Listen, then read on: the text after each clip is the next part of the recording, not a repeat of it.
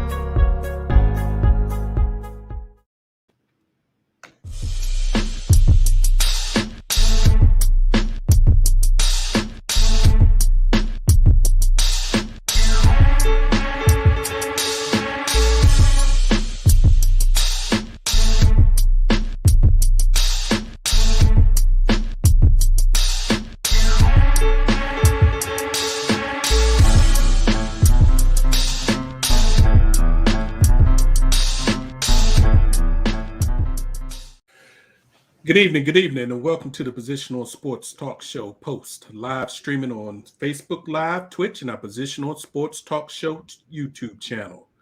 We are a sports talk show made for the fans, from the perspective of fans, presented by lifelong sports fans. We will provide our opinions and positions on the hottest topics in sports this evening. My name is Big Reg, and I'm joined this evening by my partners in crime. Big Ed, what's going on, my brother? How you feeling? Hey, I'm feeling pretty good. Nice to see you, Big Reg. Sense, always good to see you too, my brother. Yes, sir. And we got Sense in the building. What's going on, partner? How you feeling? Feeling good, feeling great. What's going on, Ed? Good to see you as always. Big Reg, let's go. We like to put a shout out to our man J3, who's handling things behind scenes today, a little under the weather. We appreciate you, J3. Hope you feel better.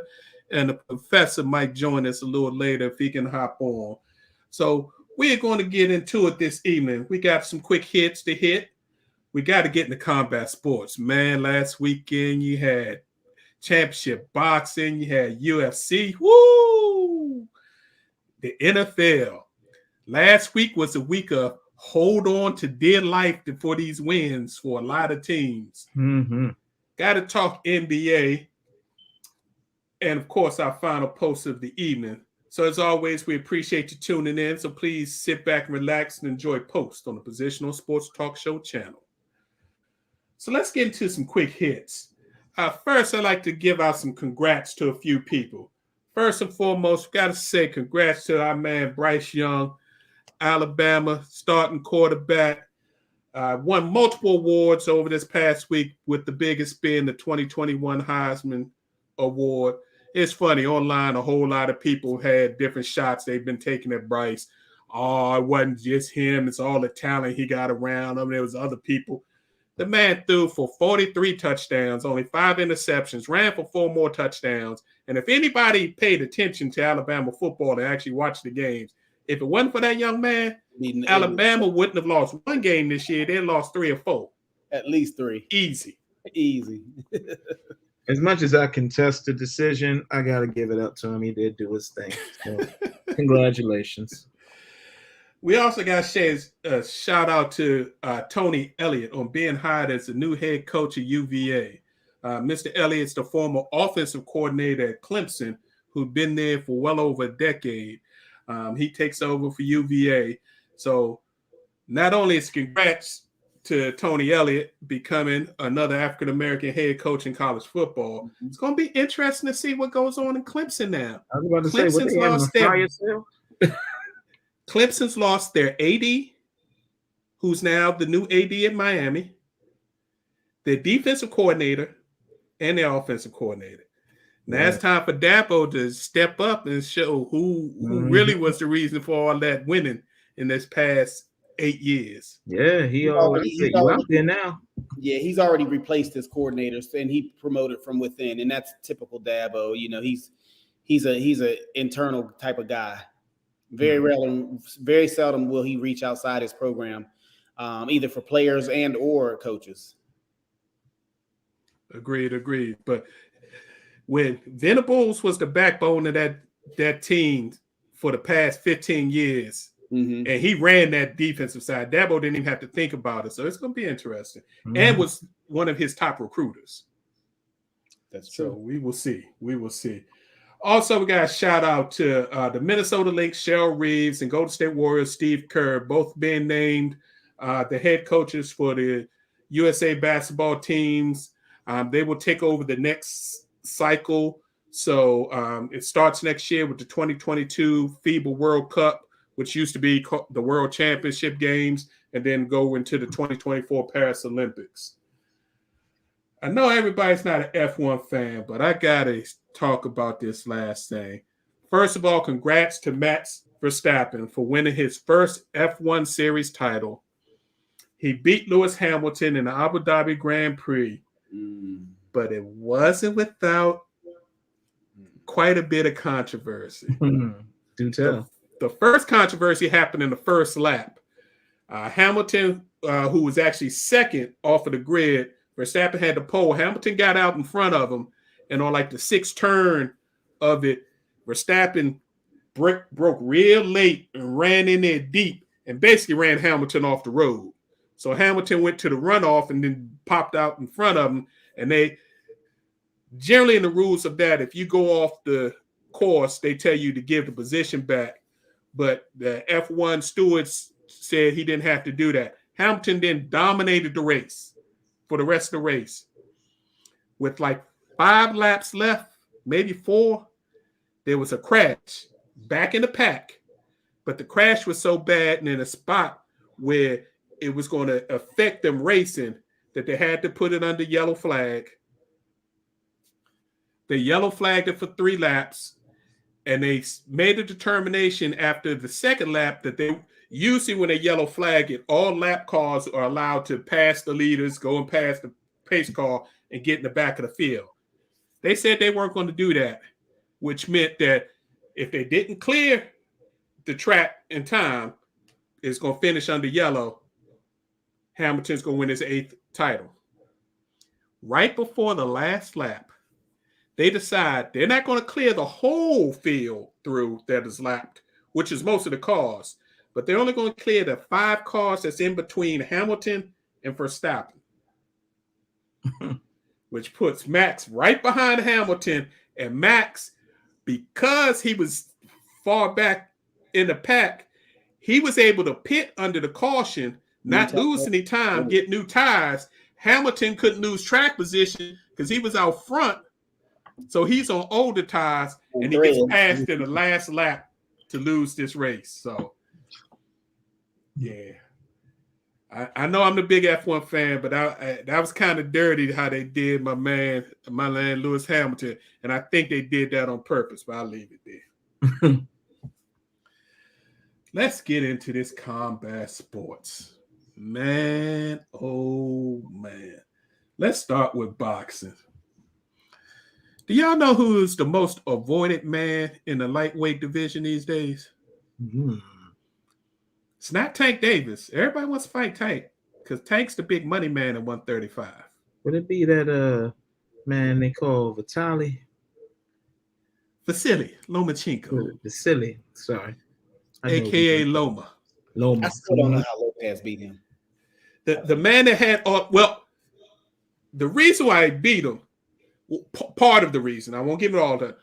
Lopez fought a phenomenal fight that nobody thought he could fight, and actually outboxed Loma. But the reason he outboxed Loma because his shoulder was so bad that he literally had surgery on his shoulder. He had a torn rotator cuff, but he didn't want to cancel a fight because it was so hard for them to put that fight together. So he fought him with a torn rotator cuff. And if you watch that fight for the first 6 rounds, Loma barely with you. Yeah, he barely threw any punches for the first 6 rounds. Right. He didn't look like the Loma of old. And then he started to try to put it together because he figured his shoulder would only last for half a fight. So that's repaired. He wants his titles back. Well, Lopez don't have them no more. Nope. We understand. And he tried to get a rematch with Lopez. Lopez's father said he would do it, but Teofimo wasn't thinking about him. So he ended up fighting Richard Comey. Richard Comey is a good guy. Richard Comey is a former champion. Actually, Lopez beat Comey to get his first belt, and that's how he ended up fighting Loma because he said once you get a title, then I'll fight. Because Loma's whole thing is he wants to unify all the belts at 135. He dominated Richard Comey. In the 7th round, he had him hurt so bad, he did something I've never seen before. He hit him with a 3-piece, stunned him, he wobbled. Loma backed up, looked at his corner and said, "What's up? Please stop this. Please, get your mans." They wouldn't stop it. He hit him with 2 more punches and backed up again and said, please stop it. Because he had respect for Comey, because Comey was the only one who would get into the ring with him. Yeah. Comey's a former champion, and he knew he was a warrior. They never stopped the fight. From that point on, Lomo took it easy on him. Yeah. He didn't want to hurt him. So it's unanimous decision win. Then, of course, after the fight, he was like, I want my belts back. That's the only reason I'm still fighting. Well, who's next? So that's the question. It all Who's depends. going to be willing to get into the ring with him? He's called out George Kambosos, who upset Lopez just a few weeks ago. Kambosos already said that whoever he fights next, since he's got all the belts, you got to come to Australia to fight me. So I don't see how that's happened. Devin Haney has the WBC belt. So we will see if Haney is interested in doing that. He talks like he wants it, but I don't think Haney ready for that. Yeah, he a young pup still. I don't know. Loma might give him that work. Yeah, I wouldn't want to even mess around with them. On another network on Showtime later that night, Nonito Donaire, aka the Filipino Flash, who about 5 years ago everybody thought was done. He had 1 belts at 112, 1 belt at 116. He went all the way up to 122 and won a belt, and then lost like 3 fights in a row. And everybody thought, it's time. He's done. Within the past 2 years, though, he's resurrected his career. At 38, he won his belt back right before he turned 39. 39, he fought Saturday, fighting a fellow Filipino, undefeated young dude who was only 25, so 14 years younger than him, and he gave him the business.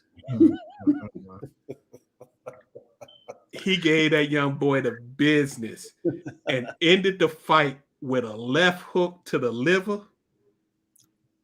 When he hit him, the guy just, it took him like a half a second to realize. Then he dropped down.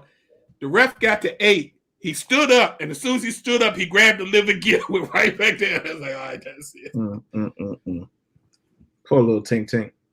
Yeah, so Donaire says, he's still fighting. He actually says he's getting better, even though his age. He says, I'm smarter. I understand myself more, what I can and can't do. And he said, the reason why I'm fighting is I want to be a unified champion, which means that he going to have to deal with the monster, Inoue, who beat Donaire in a tough matchup. It was a split decision belt fight. So 2022, look for that possible mega fight for 118-pound little dudes with knockout power.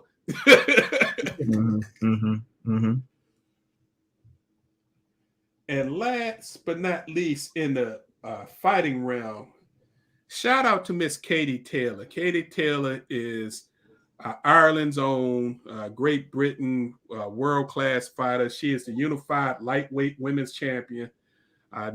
Number 1 and number 2, depending on which pound for pound list you look at in the women's boxing. She won a unanimous decision fight, even though that fight was a tough fight. It was on the Zone over the weekend. But she did her work, retained her belts, and now she sets up for a possible huge mega fight with Amanda Seriano, who is the unified featherweight fight, setting up the possibility of the first mega pay-per-view women's fight being broadcast worldwide. So there's one trick, though. Serrano has to win this Saturday. She's got to fight this Saturday to for her belts. If she beats Miriam Gutierrez this Saturday, 2022, look for that big fight. And last but not least in the boxing world, some things, if you don't have anything to do this weekend, college football is over, even though the smaller bowl start this weekend on Friday. Artur Beterbiev defends his unified light heavyweight belts against Marcus Brown on ESPN Plus. It's not pay-per-view, but it is ESPN Plus. So if you want to see one of the best light heavyweights in the world, please check him out. And if you really, really, really want to see some more show than boxing, one of the Paul brothers, Jake Paul, is fighting Tyrone Woodley again. Showtime pay-per-view. But the Soriano Gutierrez fight is on the card. That's the co-main event. One thing I will give them Paul brothers, they know how to make money. Mm-hmm. They're making a killing. The only person in boxing that's making more money than them right now is Canelo. That's crazy. And now they're promoting fighters. They started their own promotion company, so now they're promoting Soriano and other boxers. So they're making moves. Real quick, Big Wedge, anything in the heavyweight division jump out at you? Because I saw some promo for some heavyweight fights that's going to be going on Fox pay-per-view. Yeah, there's a heavyweight card in early January that's going to be coming out. Some contenders, but I mean, the big boys are right now in negotiations to see who's going to fight who. Fury has been basically he has to either give up one of his belts or fight the number one contender. I think it's the WBO number one contender that they've been basically paying to sidestep for almost 2 years. They're trying to make Fury either fight this guy or give up his belt. Fury wants to fight the winner of the rematch that's getting ready to happen. And the rematch is currently in the process of being negotiated on who's going to do what. So, but for more information about that, we're going to have a special fight night boxing special this Thursday. We're going to do it Thursday at 8 p.m. If you want more information, we're going to talk about the heavyweights. We're going to talk about the lightweight camp. We're going to talk about the welterweights, the hottest divisions in boxing, and some of the up-and-comers. So please join us this Thursday, 8 p.m. for a special post-boxing special. We do them about once, twice a year. And we got our man Queensbury Tony going to step in, and we're going to talk some boxing. So please join us, and we can get into all of that. Let's get this MMA. You guys get a chance to catch UFC 269 over the weekend? I did not, unfortunately. We had one of the biggest upsets in UFC history. Man. Got. Amanda the Lioness Nunes, 2-division champion, who's been defending her belt in 2 separate divisions, was as high as 1,000-to-1 favorite. By the time the fight went off, in most books, she was a 650-to-1 odd favorite to beat Juliana Pena, who was the number 1 contender for her lightweight belt. And Juliana Pena told everybody she's actually been chasing Nunes for almost 2 years, saying she's ducking me. She doesn't want to fight me because she knows I'm not scared of her. Everybody else has been scared of her. And she actually did what she told everybody she was going to do. She tamed her. She first round was a little slow. Second round, she got aggressive and stood toe-to-toe with the Lioness and actually was beating her to the punch. Wow.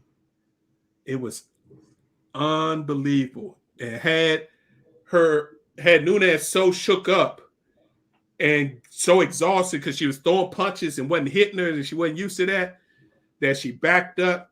She pushed her to the cage, took her down, took her back. And you know, in the UFC game, you let a legit fighter get your back, cancel Christmas, choked out. And the thing is with Nunes is that I think that it was just like that like say like when Mike Tyson lost the first Buster. time. Mm-hmm. I think that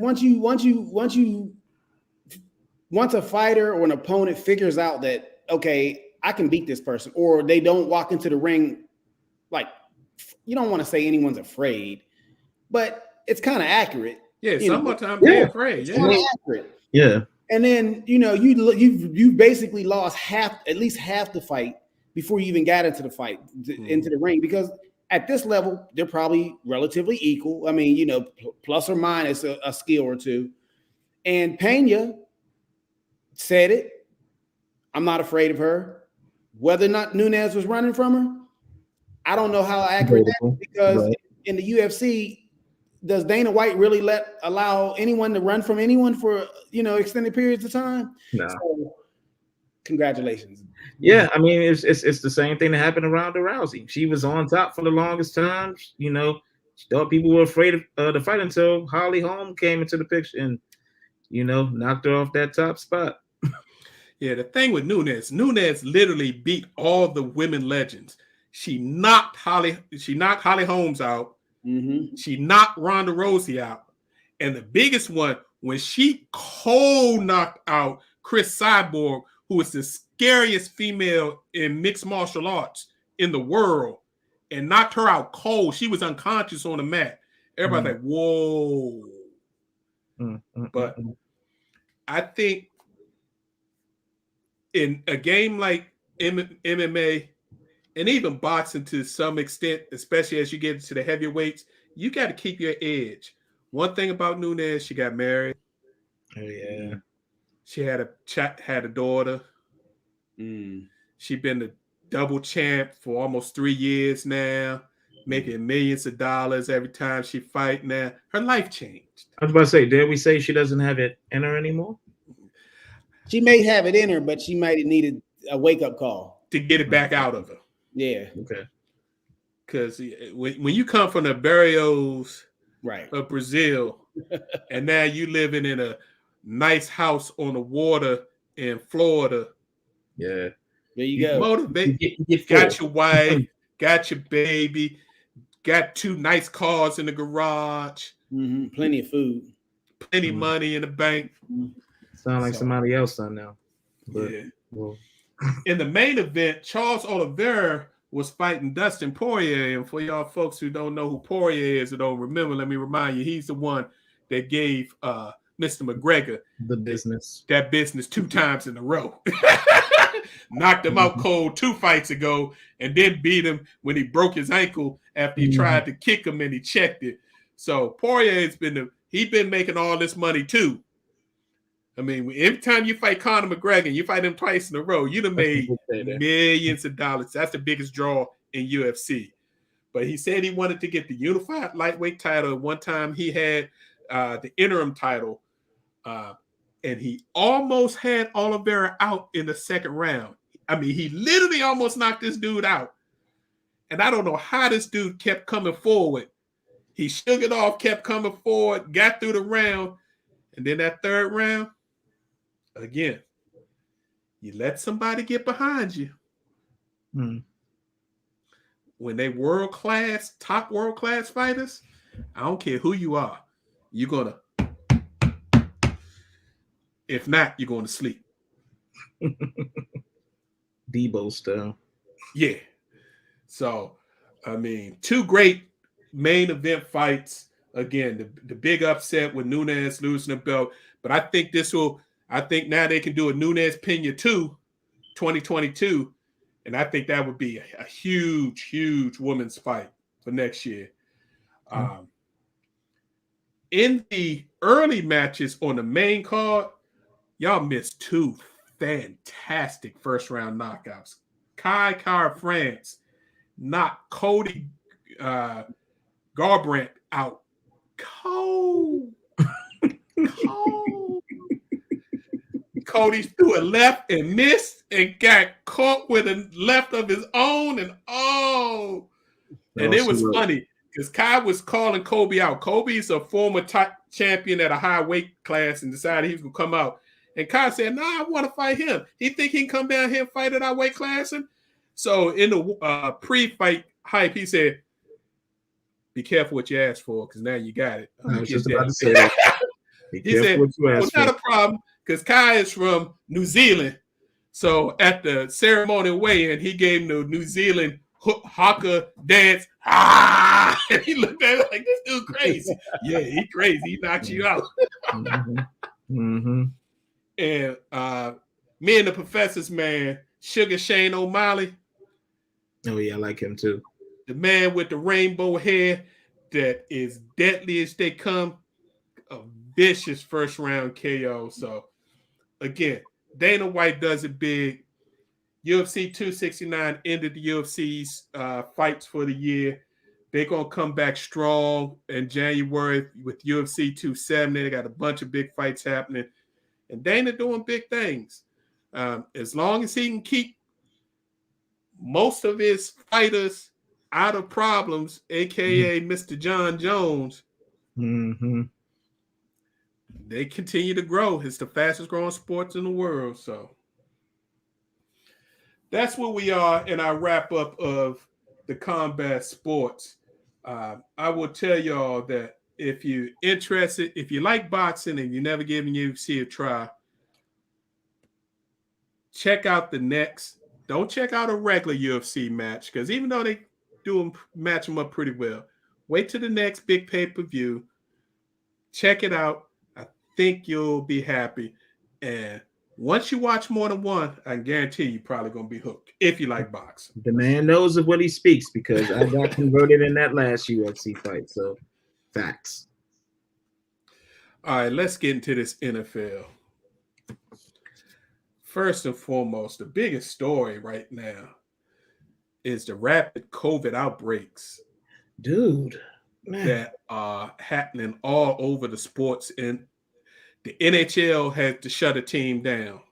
We're going to talk about the NBA later, so I won't get into that, but they're having their problems. The NFL has had to put 29 players in the protocol today. After the weekend, putting a bunch of players in the protocol. So, why can't we wear a mask? Money's too much for them to shut these stadiums down. But I could see that these teams going to be very soon, and probably won't do it to the playoffs, where they're going to put everybody back into the protocols that they were last year for the playoffs. If not, you're going to have teams that will be playing against other teams, and it'll be an unfair matchup, because you have teams missing major parts of their team going against each other. So the question is, what's going on? That's the question. Because multiple teams have had multiple players, and it seems like it's like instantaneous. It's like the football team, they've had a huge outbreak. They're pretty much shut down. The team that played last night, the Rams had 5 players. It's pretty much shut down. Now, of course, how is that affecting the team that they had just played? The Browns, they're in dire straits. So all these what's going on? That's the question. What's going on? I mean, is it from lack of vaccinations? What are they doing or allowing at the stadiums? That's the question. Like, what's causing these outbreaks? Obviously, we know they're trying to play a sport in the midst of a pandemic that has not ceased to exist, has not let up one iota. So, I mean, therein lies at least partial part of the problem. But what do you think? What do you think is going on in these stadiums or within these teams, these organizations that is causing these massive outbreaks? I have a few theories. One, failure to adhere to guidelines and mandates that are set. I mean, I went to a football team game early in September, and no one wore a mask that I knew of. I think I was the only one there that wore a mask. So, you got screaming and yelling, and you're under the influence, and droplets. It's just basically droplet city. So you go catch the thing. Thank God I didn't, but yeah, and then once you get off the field, the players who probably aren't adhering to like social distancing and wearing a mask and all of that. I think it's a culmination of the two. Yeah, I agree. They relaxed the protocols, so now players are allowed to go out to dinner. So you got players. Basically, I think a lot of players resumed their previous lives, or maybe not to the full extent, but more than what they were doing. So they're going out, they're meeting in larger groups, they're meeting with family members. And even though the family members know they're the breadwinners and all that, the family members aren't being as cautious because everybody's kind of relaxed because you don't see it on TV all the time anymore. They act like it's not happening, but the U.S. is getting ready to hit 800,000 deaths this month. That's the U.S. And it seems like variants are just popping up everywhere you turn. Like every week, it's a new variant. Yeah. So, and then you got the players in the stadiums high-fiving fans, jumping into the stands, throwing towels. Yeah, I'm sorry. So it's going to be a mess. It's going to be some for you fantasy players. Fantasy football playoffs getting ready to start. It's going to be a bunch of fantasy teams. It's going to get tanked because players going to end up on the COVID list the day of the game, and it's going to be too short. That saved my team this weekend. My opponent, that his player got placed on that dang list at the last minute, and that was it. That was all I needed. Yeah. And then it's going to affect real teams because, like you said, the Rams won the game, but the Rams found out Sunday that 5 players, 4 of them starters, weren't going to be able to play the next day. Jalen Ramsey being one of them. Yeah, that's crazy. On the real injury news, you had your Lamar Jackson sprained ankle. They say he's questionable for Sunday. If he ain't 100%, there's no way they should put him out there on that field if he can't be himself.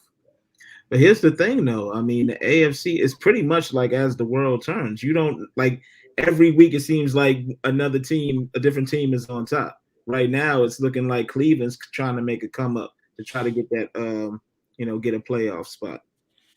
Yeah, I think it's gonna come down to Cleveland, Cincinnati for the AFC North. Final game of the season. I think the winner of that game is going to end up winning that division but the whole AFC in general is jumbled with New England quietly jumped up to that number 1 spot. Josh Allen, he's got turf toe. He said he's going to play through it, but who knows how that's going to help him. Right here, the Washington football team's Tyler Haneke had a knee injury. I haven't heard the severity of that, but I mean that's a problem for them because all they next 4 games are division games. They got the Eagles twice, the Giants, and they got to see the Cowboys again. And if he can't play, that's a problem. Speaking of the Giants, they think Daniel Jones might end up getting shut down for the year because he's having a problem with his neck. That's an issue. A quarterback with neck issues is a problem. Real quick, did they speak on the severity of Terry McLaurin's concussion? Because he had to leave the game. He's in protocol. He's in the protocol, so it's going to be however long it takes for him to get through that. Some players get through it in a week. Some players, as we know here in Washington, it take them a year.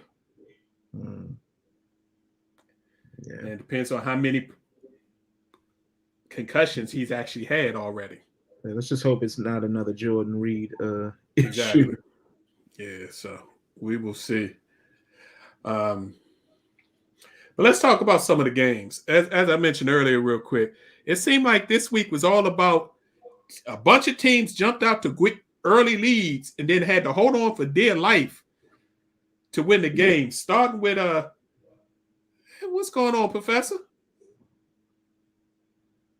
Starting with Ed Steelers, who made a mad dash in the 4th quarter trying to come back on the Vikings, end up not being able to pull it off. So, I mean, what game jumped out to y'all this weekend that was like, wow, that was a good game? Well, I'll let y'all go first. Actually, I mean,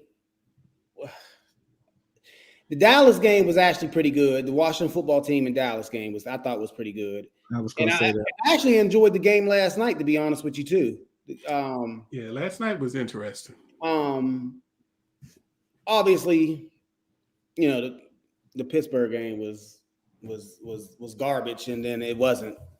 I don't know. I just think that the best game that I saw probably was the Dallas game, because I had no idea that the football team could come back undermanned against a supposedly superior squad. I don't know. That was the game that stood out. That and last night's game. Well, in addition to something's wrong with Arizona, though. Arizona is not as good. Arizona, just real quick, Arizona, they were 10-2. I think they were 10-2 entering last night. Mm-hmm. They went from the 1 seed to the 3rd seed with that loss. But something's wrong in Arizona. I don't see them making much noise in the playoffs. They'll get there, but I don't see them making much noise because I don't know, something is amiss on that team, and I haven't put my finger on it. And I want to say it's related to Kyler Murray, but I'm thinking the same. But yeah. something's amiss. Yeah, I would say in addition to Dallas and Washington, Buffalo and Tampa Bay, because Buffalo came clawing back. But then Tom started doing Tom things, and but I liked Buffalo's fight in coming back, to make it a close game, to send it to overtime. Yeah, what's up, fellas? Yeah, I like last night's game the best overall. I gotta say the Browns and the Ravens. I know Lamar got hurt in that game, but the Ravens, with all of their injuries, still showed a lot of fight in that game, and they actually almost pulled it out at the end. I know it's not looking too good for the Ravens moving forward, especially if they don't have him going at full capacity. And then last night, I mean, I always felt that if Von Miller could get it going, you already know what that beast 99 is going to do. And then you just had some interceptions going. I tell you, I put my finger on Kyler Murray, Ed. It's the fact that they rely on him too much. Like Baltimore does with Lamar Jackson, and he's out there hobbling, trying to do everything that he can, and then his players don't help him out. There were a couple of horrific drop passes last night that could have turned the tide in this game, but Kyler is giving his all, but it's like his team is just coming up short. And I will say this, you bagged James Conner last year. Seeing that dude play this year in a different space for a different team, man, that dude was a beast. You see how he got away from Aaron Donald on that goal line? But hold on. Here's what I've always said about James Conner, dating back to his days in Pittsburgh. I believe that the cancer treatments that he had to go through, I believe that did something to his body, and that he cannot withstand the pounding of a 17 game season. I never questioned his talent. I always questioned his ability to stay healthy. And I still question it, but right now he's healthy. But it's just, I've seen it so many times where he would get in, he would go run 3 or 4 times, have to leave the game, out 2 or 3 games in a row. So he admittedly said that this was and I hate when players do this was the most intense workout program that or regimen that he's ever followed prior to a season. And I'm like, okay, well, you spent 3 or 4 seasons in Pittsburgh. What were you doing in the offseason? Getting your hair done? Most of the time he was recovering from injuries because he was always injured there. So, yeah. So what do y'all think about this Cowboys stuff? They beat Washington. And the Cowboy fans seem to be up and roar a little bit about, how Dak is playing. And I will tell y'all, Dak isn't the only problem. I think his calf isn't 100%, but they're not saying that. But because the offensive line has been keep dropping like flies, they got the left tackle that they keep acting like he gonna ever be the same, and he's hurt. He played a game and a half and he hurt again. Mm-hmm. Dak tired of getting hit. Dak look like he a little gun shy right now. Yeah. Yeah. because that offensive line isn't holding up to me. And y'all know I'm not a Cowboy apologist, but that's what it looks like to me. But that defense is playing lights out right now. They're saving them. Mm-hmm. And number 11 is unreal. Man. I can't believe he went 11th in the draft. 11th. I can't believe it. His number. Just think, he was the pick that everybody said, why did they pick another linebacker? They already got 2 linebackers they're paying big money for. Because the 2 quarterbacks that they wanted went before them, they ended up trading back and then getting the best player in the draft, possibly. Definitely the best defensive player in the draft. Mm-hmm. And I'm going to just say this. This is the only thing I'm going to give credit to Cowboys on. Watching Parsons made me envious looking over at Jamin Davis and saying, why can't he do that? And I wish why didn't he fall in a similar fashion, because Jamin Davis does have that speed. He has a skill set that if they stop dropping him back in pass coverage so much and send him after the quarterback, you might see something, budding there coming from him. But Dallas, I'm still stuck with them bringing their own heated benches up there. That was just straight. And I don't know how Daniel Snyder let something like that happen. Well, he got his own problems. He does have his own problems. But I heard Dallas got tipped off by Seattle, how saying that Washington kind of the benches weren't working when Seattle was there. The benches weren't working. Yeah. So we'll see. I mean, they got, how can I put this? Sewage pouring down on fans in some areas in that stadium from time to time. So now hold up, Big Reg. They calling it rainwater now. They said it's rainwater. Brown rainwater? Okay. Hey, real quick, I know we're talking about football. We got to shout out. Steph Curry just broke the all-time three-point record in the first quarter in the game against the Knicks. He just passed the great Ray Allen. Ray Allen, who's in attendance, who's doing the game tonight. So they just stopped the game, doing a little ceremony and all that. So what was that? His first 2 shots, Big Reg? It wasn't his first 2, but he got it within the first 4.5 minutes of the first quarter. They made sure they got this over with. So basically, he got like 5 more years at least. Yeah. All right, since we done talked this, football was good this week. The next 4 weeks, we're going to see how the NFC and the AFC, both divisions are wide open of who's going to get the number 1 seed and all that. One thing I'll say about Arizona, one thing I noticed is the Rams were more physical than Arizona. That's the first time I've seen that this year. When they were just, and Aaron Donald started the first play of the game. Aaron Donald grabbed this man, picked him up, and backed him into the quarterback and knocked Kyler Murray down. I was like, it's going to be a long day. So, but let's talk about this basketball. Let's talk about the great Steph Curry. He's 33 years old. Just broke the record, 29-34. Over the last 5 seasons, he's averaged between 400 and 500 3-pointers a game. Where do y'all see this number going to? He actually cried. Wow. Well, he has $3,000 right now, give or take a couple 20, right? Mm-hmm. So $3,000.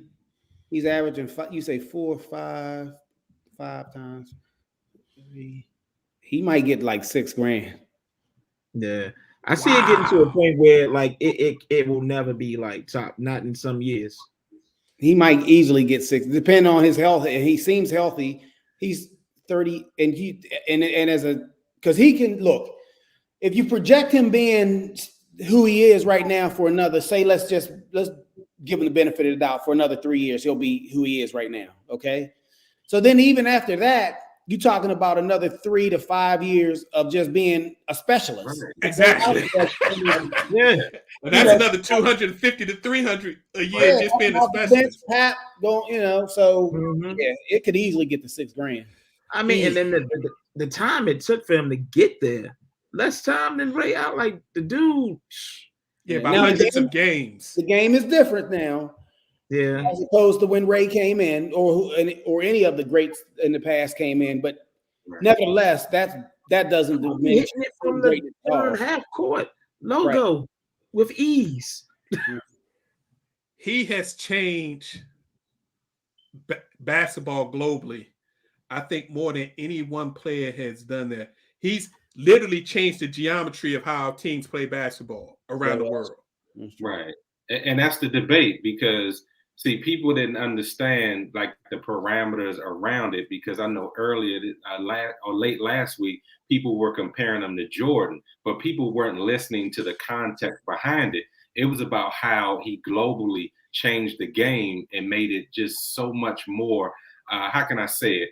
You have kids that are in the gym now. They probably couldn't jump as high as Mike, but if you work on your jumper, I mean, and just things, fundamentals of the game, then that made the game more accessible to a lot of kids in the way that they saw it. So I looked at that argument and I totally agree with it, because they weren't saying that he's like Mike in how he played the game in its essence, but how he kind of transcended the way that it's played and the way that it's looked at globally around the world. No question. I agree with you. No question. Well, since you brought up that point, there was another debate that was going on earlier today about Steph and LeBron. Like, could he overtake LeBron as the face of the league? See, it depends on who you're talking to. Yeah. What demographic are you talking to? If you're talking about the demographic from young kids to early 20-year-olds, Steph is the dude, because Steph has allowed them to be able to shoot shots that if you shot them before, you get pulled out of a game. Yeah. And like Professor said, if you develop your jumper good enough where you're a legit threat, everybody's shooting threes, deep, long threes. And think about it. He single-handedly, because of the style that him and his team play, they single-handedly shrunk basketball, meaning that, it's a small game now, so to speak. Yeah. It's more of a poetry involved. It's actually more like the women's game as far as you seeing ball movement and people actually knowing how to shoot. Now, and dribble. Well, and dribble. But yeah, so he's totally like a big man now. I mean, it's you can see, and we have seen 6'4", 6'3", 6'2" players going number one in the draft, whereas 20 years ago that was unheard of. If there was a talented big man, it would never. Oh, yes. And that's here. I agree. They've taken the big man game like completely out of relevancy. I agree with you on that. Yeah, if you're big, you got to be able to run. You got to be able to defend pick and roll and play defense against guards. And they prefer you to be able to shoot a little bit. And if you can't do those things, you don't have a place in the league. Yeah, that's just crazy. Yeah. So again, congrats to Steph Curry doing this thing. Rob, my big Rob asked us a question, so we'll get this one question in real quick for football, then we'll finish up in basketball.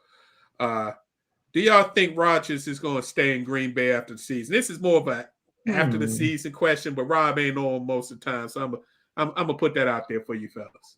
You know what? Knowing the person Rodgers, like Aaron Rodgers to be, I can see him being petty actually, and being like, okay, I won you a championship.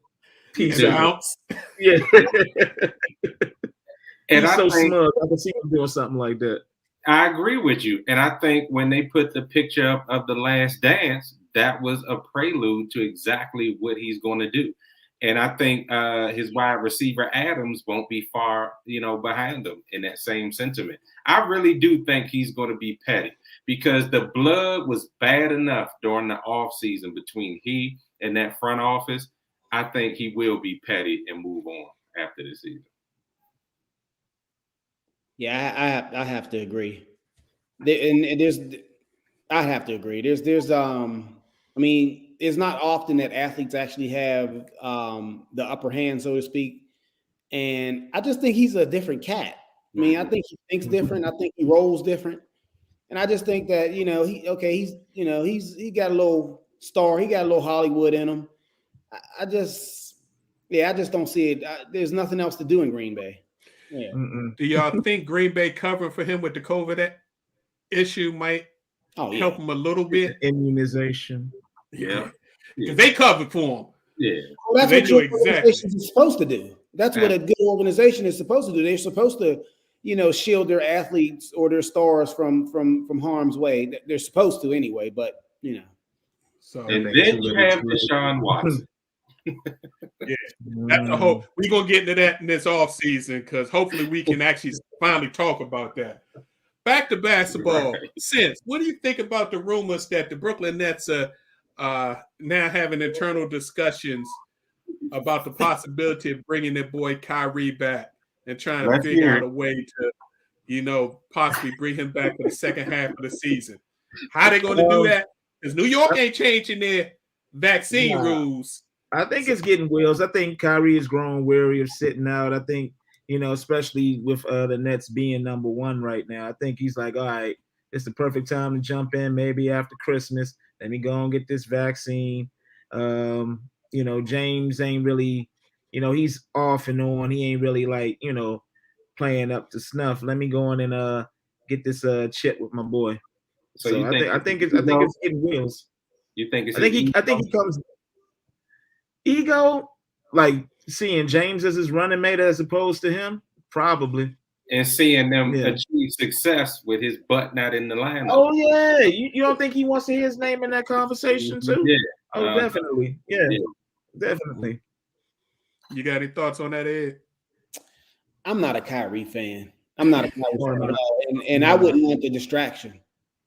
And there would be no negotiating if it was up to me. If you're vaccinated, you play. If you're not vaccinated, stay home. He's gonna get vaccinated. I think Kevin Durant talking him into it as we speak. I still think he's gonna cost the team a championship. I agree with Ed. He's a distraction. He's gonna do something stupid, and then in the playoffs, he's gonna get hurt again. That's his MO, and then they're gonna have him anyway. Was it ever announced whether or not because this answers the question too? Are the Nets paying him right now? They're paying him for away games. Oh, not home games. Oh, which is still a pretty good amount. So he ain't hurt. Yeah. Yeah, he ain't hurting. Yeah. So, but yeah, also KD carrying that team by itself right now. So yeah, KD doing work. But how long can KD do that without sacrificing what's going to happen in the playoffs when he got to carry that load? So that's the question. Also, it seems like the Ben Simmons trade thing is starting to heat up. A bunch of teams seem to be inquiring about that. So I think maybe after the holidays, we might see the Ben Simmons saga finally end. Rumor is your boy is trying to get him. Can I speak to that too? All right. So where I don't see it making much sense offensively, aside from the paint, I can see it making sense defensively. The only thing is, who would you give up that would be like good enough for Philly to take? There's only one person they can give up to make this work. THT? No. Russ? Hold on. You don't want Russ. You do the answer. They don't want Russ. They like, you can have him. You got to match up the salaries. Oh yeah, so they might have to include Russ. You can give him Anthony Davis, but they already got a center. Oh, he don't like playing center. I can't argue with that. I can't argue with you, Ed. I have to agree with you. He don't like AD's disappointing me right now. I mean, then you can run since you need a 4, you can run Simmons as a 0.4. No, I'd rather take Jeremy Grant, but I tell you this much. He's a better option than Drummond. I'd take Davis over Drummond right now. So hopefully 2022 will bring some resolution to the Kyrie Irving thing one way or the other. Either he's coming back or he done, ain't playing this year. And Ben Simmons, they finally stop being stubborn and get him out of Philly. All right. The professor's in the building. So hopefully he's got his takes ready because it's been a minute since we had our post takes. You got something for us tonight, Professor? Yeah, I got something for you. It's going to be a little sentimental today. So I'm thankful to be back. Good to see all of you in the house tonight, all of our fans. We thank you so much. So let's get into the post takes for this week. You're going to like this. A roaring return of Tiger, even if it's a whimper. We are overly excited that Tiger is returning to the golf course. It has been a long journey since he almost perished in a one-car accident that left him with life-threatening and life-altering injuries. Details aside, we are thankful that he is still here. This weekend, Tiger gets to tug at our heartstrings yet again as he debuts in 2021 at the last event of the year, the PNC Championship. This is not an ordinary run-of-the-mill return after injury. This is a historic twosome that will feature his son, Charlie. All eyes will be on this parent-child offering at the PNC Championship. The hearts of the crowd will be warmed, many pictures snapped in a frenzy with every stroke, swing, and gesture from the Woods pair. Will we see any sparks from Tiger, who has already announced earlier this fall that we will never see again the old Tiger? As a statesman, ambassador, and considered by many in and around the sport to be the GOAT, Tiger will forever be the face of professional golf. And this is not hyperbole. In many ways, he has surpassed Jack, who still remains in the conversation as the GOAT. The difference for Tiger is the level of competition and his minority status and background. I could go on, but this is not a history lesson or debate about the GOAT. This is an appreciation for the life of a man that almost left us too soon. He may not roar in dominance anymore, but even a low growl of a budding Tigger in Charlie will give us hope. For this event, we don't care about the rust, a relaxed exhibition, or if he seems uncomfortable at times on the course. We just want to see a ceremonial and symbolic passing of the torch from Tiger to Charlie.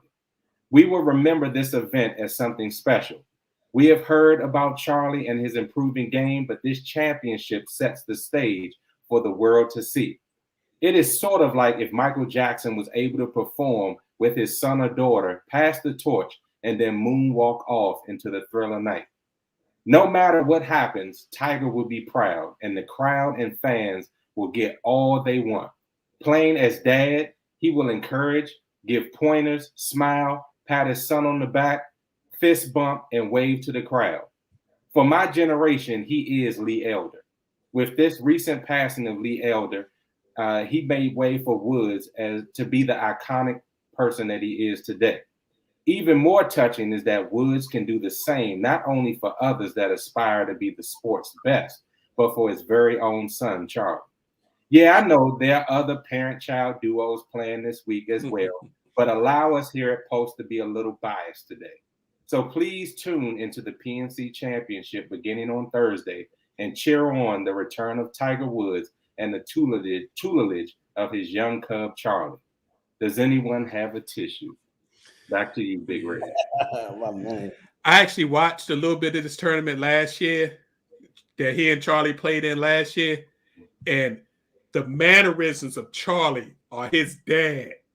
The way he walks on the course, the way he leans on his club in between shots, the fist pumps and all that. So, and he's gotten big and stronger now. Yeah. Look out, world. It'll be amazing. Okay. That's right. Charlie may be the young cub may become a lion real soon. Check it out. All right, that is a fabulous way to end this program. So, fellas, it's time for these final posts. Before we do our final posts, I do want to make two quick announcements. Tomorrow, Wednesday, 8 p.m., if you're available, please join the Post crew as we go help celebrate our buddies at the Layup Game as they celebrate their 100th show. They do their shows on Facebook Live, and they also have their own YouTube channel. So if you have a chance, you're interested in they strictly NFL football, if you want to hear some NFL football and help some young brothers celebrate a milestone as their 100th episode, please join us tomorrow, Wednesday night, 8 p.m., the Layup Game. We greatly appreciate it. Yours truly will be on it. Some of our other hosts might be able to pop in. So please check it out. And then again, this Thursday evening, 8 p.m., we will be doing a special post-boxing show. Queensbury Tony will be in the building, in the studio with me. Hopefully we get Ed in and whoever might get some other people jump on. So we're going to talk nothing but boxing this Thursday for a special edition. All right, fellas, it's time for our final post. Ed, why don't you start us off, partner? I was thinking sports for my final post, but it's and we mentioned my the subject of my final post. I just want everybody to make good, conscious decisions on how you roll, and I just want everyone to be healthy. And however that looks like, whether it's wearing a mask, being vaccinated, taking a walk in the morning, getting in the gym, whatever it is, just try to stay safe and healthy as we move into the latter stages of this year. That's it. Excellent. Professor. All right, that was beautiful, Ed. I'm going to end on this note, giving love and a shout out to J.R. Smith. Since we just got off of the subject of golf, my man got a 4.0. And I think that, that's worthy of mentioning. I know we talk a lot of sports, but if you look at all these men on here and up here, we stress the value of education. So we thank J.R. Smith, even after a very good NBA career, he is doing his thing in and out of the classroom. So shout out to him. And doing his own work. He's made sure he's letting people know, because people are like, why are you going back to school? Doing my work for me. I want to get my degree and I'm doing my work. Right. So that's beautiful. Absolutely. That's right. Good job, Professor. What you got for us, Sense? Two things. First, just want to give a salute to the King, LeBron James, for winning Western Conference Player of the Week, putting up 6 straight 30-point games. It seems like that scoring title is not too far out of reach. We're talking about records being broken. Let's go ahead and get to that scoring record being broken. But secondly, in all seriousness, just giving love and prayers out to the people out in Kentucky who experienced the tornado, and just praying for them to get everything back together in their lives and in their homes, and just sending positive vibes out to them. Good point. I would like to say again, congrats to Steph Curry for breaking the NBA 3-point record. But as far as our listeners, and we'd like to consider y'all extended parts of our family, please, as Ed said, look out for yourself as we go into these holiday seasons. Whatever holiday you care to partake in, if you plan on traveling, if you plan on visiting family members and all that, please do it safely. Unfortunately, we're seeing an uptick across this country in COVID cases. They're saying that relates back to not the Thanksgiving holiday, because it's too soon for that. This is from Halloween and people getting together for the Halloween parties and all that. They're saying we got another wave coming for Thanksgiving, and that's going to push us right into Christmas. So please be safe. Mask up. If we don't do things the right way, we're going to go back real soon to having to wear masks all the time, any place you go. And some places where you're going to be in lockdowns where you're not going to be able to move around at all. So be careful out there. Protect yourself, protect your families. All right. We'd like to thank you all for tuning in and listening. We appreciate your time and opportunity to share our positions on sports with you. We're here each and every Tuesday, 7 p.m. live. We'd love for you to join us. If you can't join us, you can catch us on our Facebook page, Position on Sports Talk Show, the YouTube page with the same. You can catch us on Twitter, Twitch. Please check us out. If you look at any of those platforms, please like and subscribe. Subscription is free. We greatly appreciate your patronage. And again, if you don't like to catch us live, you're not into social media, but you like podcasts, pick your podcast platform of choice. Put in Positions on Sports Talk Show. We're there. You can reach us on Twitter at Positions on SPO1. We'd love to hear from you. We'll be back next Tuesday, 7 p.m. Be safe out there. We'll see you again. Peace. Amen. Peace.